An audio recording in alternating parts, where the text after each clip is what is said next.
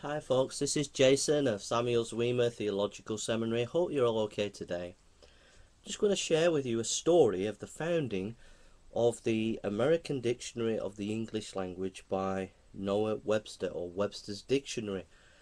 And it's an amazing story, and I'd like to share it with you because I think it'd be a real blessing.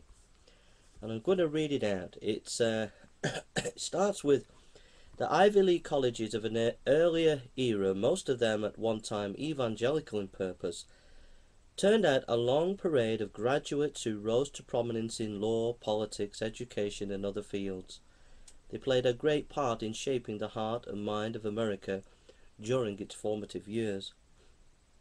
One of the names most remembered today is Noah Webster, simply because his name has endured along with his dictionary, still used, updated many times of course, by millions. A graduate of Yale, Webster achieved distinction in many arenas. He practiced law at Hartford, launched a daily newspaper in New York, helped establish Amherst College, and routinely rubbed shoulders with men like George Washington, Alexander Hamilton, and John Jay. But the biggest segment of his life, 36 years of it, in fact, is dedicated to the Herculean task of producing his American dictionary. Like a human computer, Webster systemized in his mind and in his huge files of clippings almost every piece of knowledge he acquired. He meticulously researched everything from the cause of Asiatic cholera in the reasons to the reasons for a seeming change in the American climate. He wrote on a wide spectrum of subjects, from foundations of government and the laws of nations to science of banking and the history of his country, but he specialized in pursuing the etymology of words. No less a person could have ever completed the manner of task he had undertaken and done it right. Even the English speech was changing rapidly from year to year, with new discoveries in science and new political terms, and a myriad of other forces upon the language. At one point in the project, Webster suspended his labours on defining words and devoted a number of years on a related pursuit, tracing the origin of the English language and its connection with those of other countries. He researched the vocabularies of 20 of the principal languages of the world and made a synopsis of most important words in each. Webster, after his extensive research on the origin of language, sharply opposed the evolutionary concept that language evolved with the progressive development of animal life from grunts to groans. Noah Webster obviously applied a Christian perspective to his study of languages.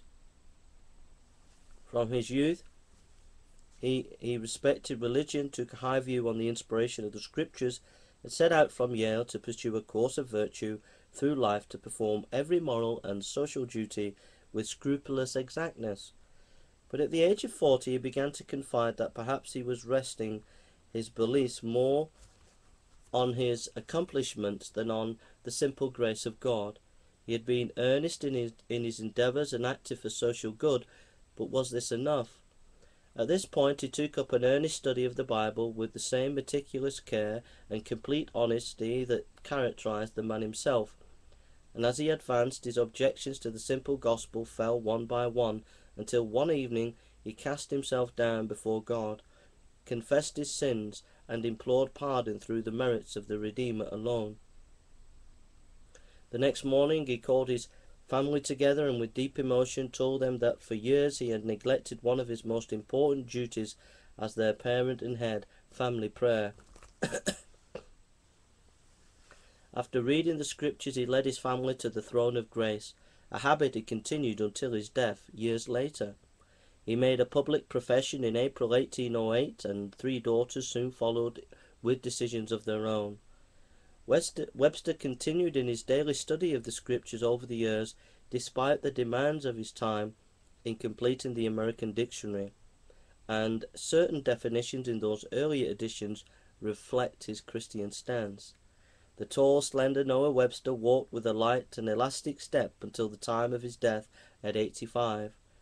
And as he faced those close of life on earth, Webster quoted to a friend the words of the Apostle Paul, "I know whom I have believed, and am persuaded that he is able to keep that which I have committed unto him against that day." So that's the wonderful story of Noah Webster, the founder of Webster's Dictionary. So thank you for listening, and God bless you.